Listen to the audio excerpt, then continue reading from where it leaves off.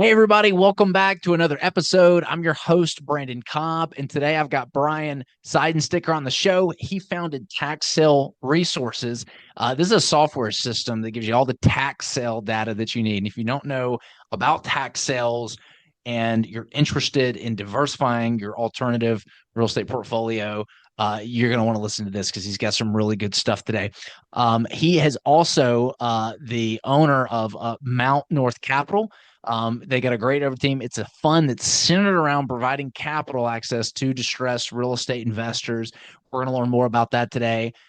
Really, this is going to be about like tax sale, tax sale, tax sale. I've had guests on the past, like Eddie Speed, who go and find these and then they resell them to investors. But today I want to dive into more about how investors can go to the source themselves to really maximize profits. And then if you don't want to do that, what it might look like working with somebody who goes and finds these deals for you. So, Brian, welcome to the show. Thanks, Brandon. Thanks for having me. Yeah. Excited to be here. So I've never done a tax sale deal. I know a lot of people that have spoken very highly of it. I've seen the gurus coming in town talking about learn tax sale and like do the big events. For those that are just, listening to this, what is a tax sale? It's a big question, and I'm not the best at short answers, Brandon, but I think a lot of people don't even realize because most people don't even think about, right, what happens if you don't pay your property taxes. And I think that's a result of most people have a mortgage on their house or home, right? And built into that mortgage payment is an amount that gets allocated toward paying those taxes. And so it's not even a thought, right, that I have to pay these property taxes because it's taken care of them automatically, right? But the reality remains is there is a small percentage of people that either can't or don't, or there's lots of reasons why these properties typically end up in an abandoned state, but the property taxes go unpaid. So what happens at that point, right? And I think most people, because they pay the property taxes, don't really understand the ramifications of what happens. But the tax sale process came about to help enforce the payment of property taxes, but also to help the jurisdictions, right? Typically the county balance their budget, because those property taxes go toward paying firemen and policemen and teachers and paving the roads, right? All those property taxes are needed in order for a county to function. And if those aren't paid, it's one thing if it's one person not paying their couple $1,000, but on the other side of the coin, right, the largest delinquency that I'm aware of in the country is New York City, right? And you're talking a couple $100 million a year of unpaid property taxes. That's a big dollar amount, right? And that's a lot of teachers paid, et cetera. So what the tax sale process does is essentially a deal between private investors and the jurisdiction, right, or the county, the city in some states, where the investor comes in and says, "Hey, I'll provide that amount of taxes for you, county, right, so you can balance your budget and pay for all those things." And in return, the county says, "Okay, well, whatever penalty interest rate, for paying their property taxes late that I get, I'll give to you, right, as the investor." And then I'll collateralize that, right, with a lien on the property that if the property taxes go unpaid forever, right, you can't hold me, the county, responsible, but you can go ahead and foreclose on the property, and end up owning the property. That ends up being a tax deed, right? So the payment of the property taxes in exchange for a lien is the tax lien piece of that deal, or there's really two deals to be had in the process. That's deal number one. And deal number two is if the property taxes go unpaid for forever, right, and there ends up being a foreclosure, similar to like a mortgage foreclosure, then there's the sale of the property itself. That's the tax deed. That's a second investment opportunity in the space. And those all together, right, that's kind of where it's a complicated question, right? That altogether is what I would consider the tax sale space. So property, something happens. Usually it's a distress situation. Someone dies. There's no one inheriting the property, or they don't know they've inherited it, whatever. And excuse me, that property then is delinquent on the property taxes. And after a while, those build up. I think it's usually after like 2, 3 years. The county says, "Hey, we're offering a opportunity to investors to pay the taxes on the property. So you give us the money that this owner of the house property, didn't pay, and we will give you securitization against the property at a certain interest rate. And then over a certain period of time, if that person doesn't pay you, then you can foreclose on the property and get your money. You don't get the property, but it goes to foreclosure sale and it's sold, and then you get reimbursed, your original investment plus whatever interest has accumulated. You got it. You got it. Yeah. So the lien holder doesn't end up owning the property. Somebody else, whoever bid at that Right. auction, right? They end up owning the property, but the proceeds from that end up paying the lien holder. So as the lien holder, you have a pretty good chance of earning that return at some point in the process. So my question is, over what period of time, like how long does it take in order for that foreclosure to happen? So, like if I'm going to go out and like I know you've got a really good piece of software called tax Tax, resources. Yeah. tax sale And resources. yeah, thank you. Tax sale resources, and you can go and find these properties with these opportunities. But like let's say I put money into something and I've bought it, like how long until I can foreclose? And what interest rate am I getting on my my securitization? Yeah, and so I guess the short answer is it depends on the state. The answer to both of those questions, because there's states where the property taxes may go unpaid for, like you said, a couple years before they sell the lien, right? And then there can be a couple years of redemption period, is what it's called, and then you can issue the foreclosure, right? Or you don't have to, right? Start the foreclosure. You can sit on it for longer. And then there's other states where, within 6 months of it being delinquent, they're selling it, right? And then within 6 months after that, you can start the foreclosure on it. And so it really varies one state to the next. The the rate of return that you can get, I'm going to give a big range and kind of two scenarios, right? Because it is a competitive process of buying these liens. In most cases, there is what's called over-the-counter purchasing, which is usually getting the statute maximum. And there are states where you can get 18, 20, right, even 24% in some states, right, where you buy those over the counter. Now that's doable, right, for maybe a few $100,000 a year. You can find enough of that product. You're not going to place 10 million, 20 million, 30 million. So if you're looking to build a huge portfolio, that type of return is unrealistic. But right, you can place that much. In the industry itself, there's about 4.5, $5 billion of tax liens sold annually, and roughly the same amount of tax deeds sold annually. So, there's plenty of room for growth. But if you're looking to scale something large, now you're looking at a return, let's say high single digits, mid high single digits. So 6, 7, 8, 9% somewhere in there was what you would average, right, buying these at scale. So that kind of paints a picture of what's possible there, Brandon. So certain states you can get like 18, 24%, but just not every state is like that. So there's certain states that you want to do this in. And over what, like how long do you have to hold it before you can foreclose on it? And I mean, doesn't the foreclosure cost money too? Like that's kind of expensive to do. So that's going to come out of your profit. True, true. Yeah, I'll talk to Florida just because it's one of the most popular and quite frankly one of the easiest to buy. Both liens and deeds because they do almost it all online. I think there's maybe two counties left that don't, but um, in Florida, right, you can buy liens over the counter, right, at 18%. Typically you want to do that what they call the cleanup sale, which happens right after the normal sale. But you have to wait 22 months in Florida from the time you purchase it till the time, like, and a lot of it redeems in that period. Quite frankly, 90 some percent, I think it's like 97, 98% redeems before that 22 months. But if you're in that small fraction that doesn't, right, then you start that foreclosure. Then you do have to pay all of the other delinquent taxes, right? And that's what they call a tax deed application. So there's an additional cost. So if you use all of your capital buying liens, it's going to be very difficult, right, to go to that next phase because typically you have to pay a lot more in taxes.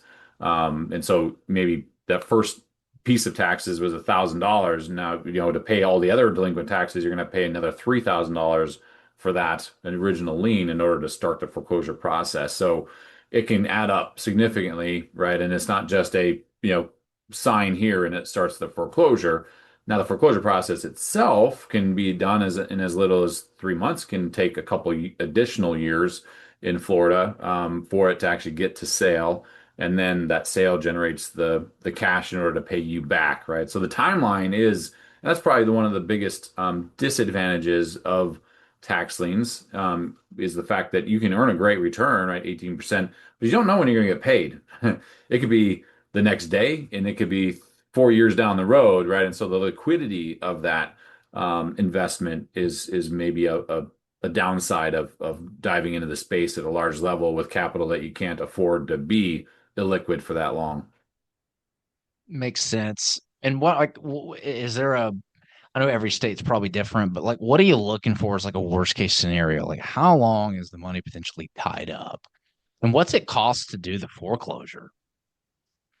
Well, I mean, there's really ends up being a v big variety of cost as well. But worst case scenario would be, I believe I'd call DC, right, Washington DC, and you're probably looking at 5+ years, right, from the time that you purchase the lien till you would finally like, recover it after legal action. Mhm. That's also one of the more expensive states where you to do the foreclosure. You do have some like county expenses, but the bulk of your expense is going to be paying the attorneys for 3 of those 5 years to move it through all of the different pieces of the process in DC in order to get to the end state, right? Now you get all of that recovered. It's not like it's lost expense, but right, that's additional expense that you have to account for and a long period of time. That's a worst case scenario, right? Best case scenario would be like Florida, where you buy it, right, and it has what's called a 5% penalty. So you're going to earn that 5% no matter when it redeems, and it redeems the next day, right? You need to make a 5% return in a day or two, right? Take that over a year. That's an amazing annual return. The trick becomes now how do you repeat that in order to, unlock that full annual return. But it can be a very quick process and a great return as well. But you definitely need to look at that, right, and then plan for maybe the worst case scenario, like I talked about previously. Okay, so 5 years plus. Yeah, that's a decent amount of time. So it's really good for capital that you just don't need for a while that's locked up. But the returns sound like it's pretty attractive. So how, if somebody wanted to do this themselves, how would they go about identifying these properties and what are some of the gotchas that they need to look out for? Yeah, so and that's a perfect question. What are the gotchas? Because a lot of people listening initially are like, "Well, how do I lose on this?" And there's certainly many ways that you can lose on this type of investment. And number one is understanding that you're underwriting real estate at the end of the day, and even though you're buying a lien, right, they will sell liens on just about anything, and that lien might be on a $1 million house, right? That's on the positive side. On the negative side, it might be a chunk of sidewalk or a weird parcel ends up being a mailbox or piece of swamp out in the middle of Florida, right, with no access.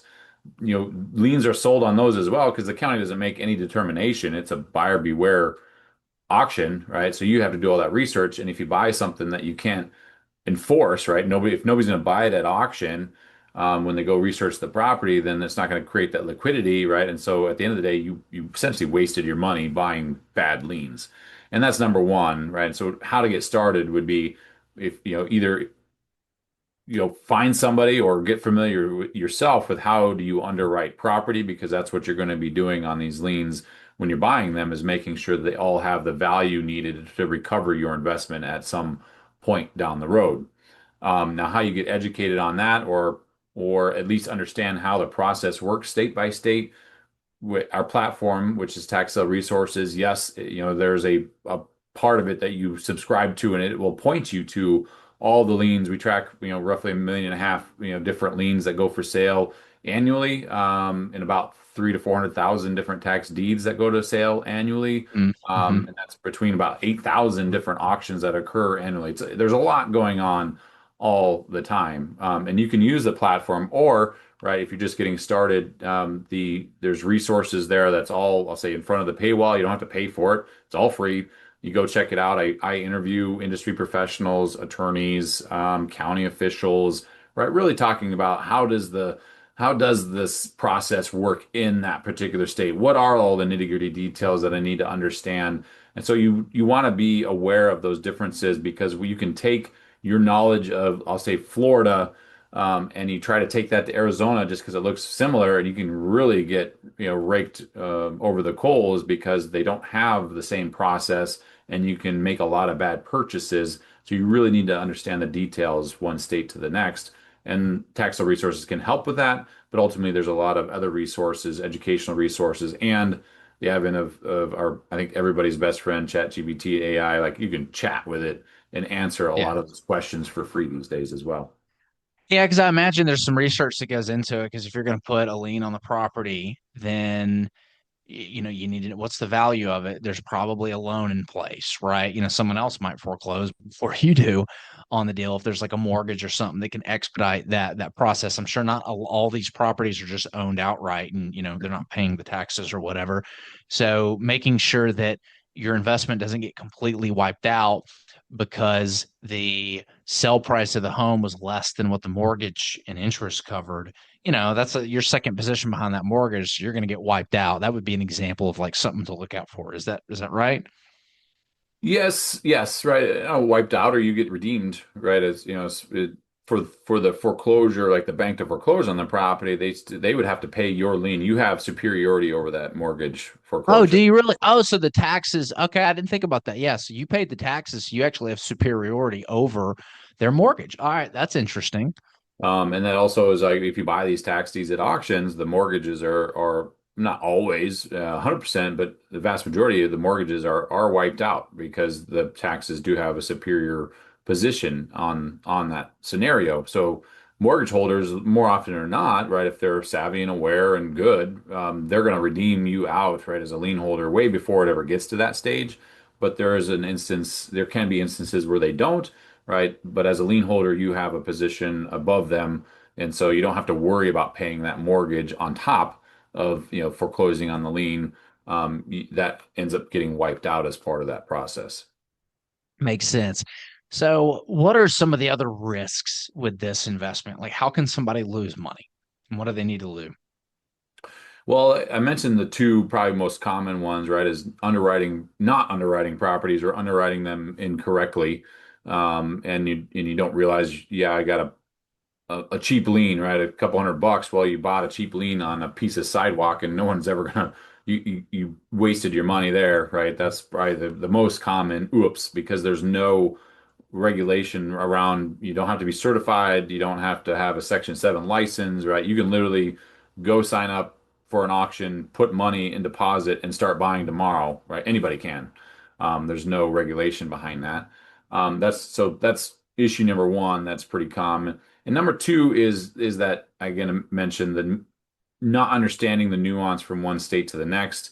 And I used Florida and Arizona, but to kind of dive into that a little more, Florida, the way that the auctions work sounds very like similar. And it sounds like the only difference is in Florida, it starts at 18% and you bid down, right, at the auction. And in Arizona, you start at 16% and you bid down. The difference in Florida is they have that I mentioned 5% penalty, right? And so if it redeems tomorrow, you get 5%.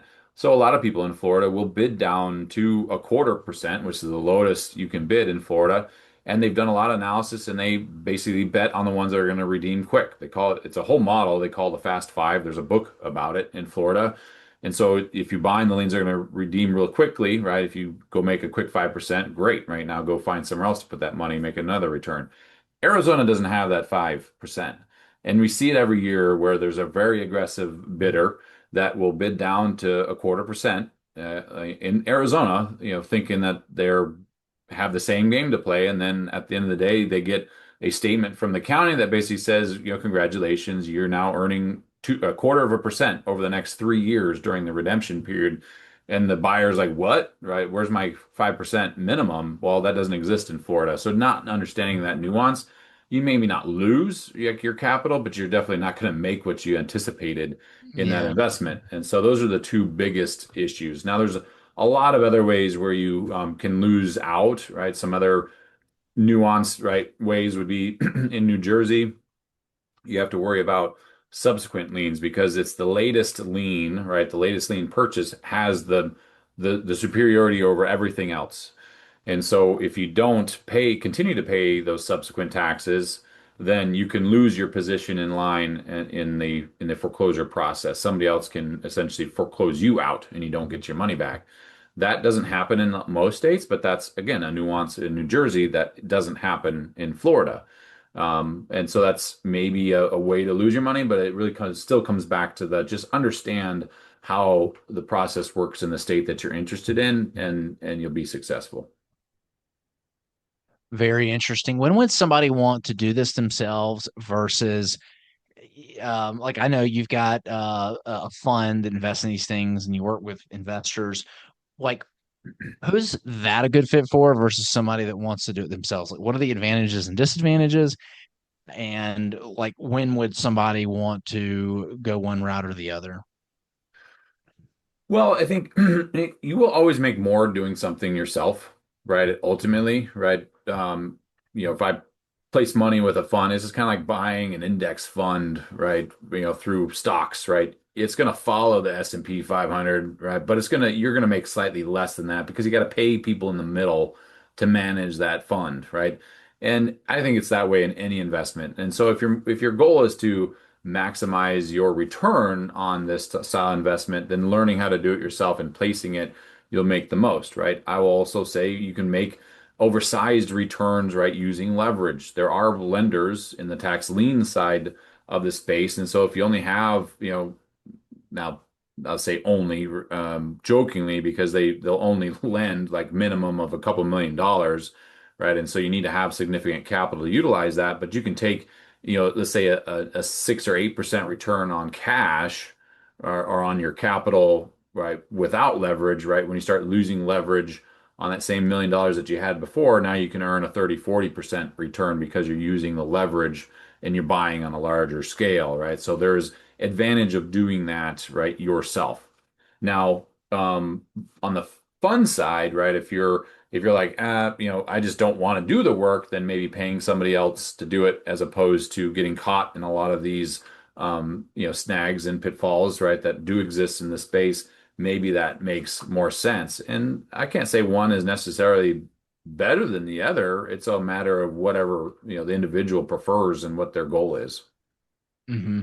Yeah, I always tell people if you want to go out and learn how to do it and do it, like you can make more money, but there's the opportunity cost too, because a lot Right. of the passive investing stuff is good if you have some kind of cash flow, it's working, you're good at HVAC or you're a doctor or something, and you just don't have time to go figure it out. And so you invest with other people that are going out and doing it. We do the same thing in land development and land entitlement. So how do you structure your deals with investors, and what kind of returns have you been able to deliver in the past? Well, yeah, so Mountain North Capital is unique in the fact that it's not deal by deal. It is truly a 506c fund. We pay out a flat 16% to investors annually, so we're paying that out quarterly, so they get 4% a quarter. And we're focused on the tax deed side of that equation, back to liens versus deeds. The pros of deeds, right? There's really no limit on the upside, right? Potential because you're buying real estate. If you buy correctly, then you can, exceed that maximum of the lien return. Now on the downside, right, you got to deal with all the, I'll say, fun that comes with property ownership. Now you got property taxes and code violations and all the fun that comes with Oh that. yeah. But you can take advantage of a pretty good return from that style of investment, right, by investing in the fund. Now, the fund itself, really what we do is we work with local tax deed investors that do know what they're doing, and we partner with them, providing them, capital to scale their Capital. operation. Because what does not exist in the tax deed space are banks that are comfortable with that style of lending, because you don't get title insurance with these acquisitions. And so because of that, banks to date haven't been willing to really understand how to underwrite title like we do. And so they've avoided the space, right? And so most tax deed investors are highly capital limited. Even if they've got a $500,000, that's still only 2 or 3 properties that they can buy a year, right? And if we can come in and enable them to do 5 to 10 times that many, right? They do more business. We both win, and that generates the return that we can then pay out investors a decent return as well. Makes sense. Interesting. So have you ever had any deals like Have you had deals go awry? Like, have you had deals that have lost money? And if so, like what happened and how did you mitigate that issue with investors? Well, the short answer is yes, right? I would never believe anybody that says they've never lost or things didn't go as planned. And we certainly, I'd say learned a lot of expensive lessons, and then some of them, like I don't know how you would have ever avoided it, right? And one that Yeah. comes to mind that was fairly recent is, we bought the tax seat at the auction, and 3 days later it burned down. Right now, I'm fairly certain that it was squatters that were in there trying to keep warm. I don't think they went in like trying to torch the place, but that's what happened, right? And, Yeah. um, the insurance company, we insure in every property that we own, right?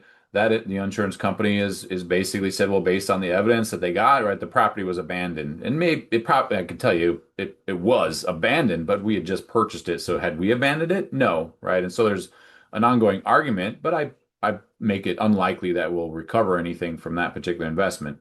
Now, the way that's mitigated is it's like that's one of 480 assets that we own right now. And the vast majority of them work out positive, like very positive. We target a roughly 30% plus return on each asset. And so the goods far outweigh the bads. And Yeah. if we just plan for the bads, that's how we mitigate it. Because there's no way to entirely avoid that scenario in all cases. The other risks, right, associated with it, and we've run into this where we have no access to the property pre-purchase, right? So we don't really know what the inside actually looks like and what it's going to cost to get it, repaired state. We make a lot of assumptions, right? Try not to be too conservative, but conservative. But there's still things that can happen. And another case was on the outside, we bought a property, looked like, what we'd call a B plus, right? A pretty decent property, which is rare, but not like entirely uncommon for the space. But when we got in, somebody had already stripped it down to the studs. And basically, I don't know if they intended to or kind of gave up on the remodel. Well, the value of that property ended up being significantly lower than we thought.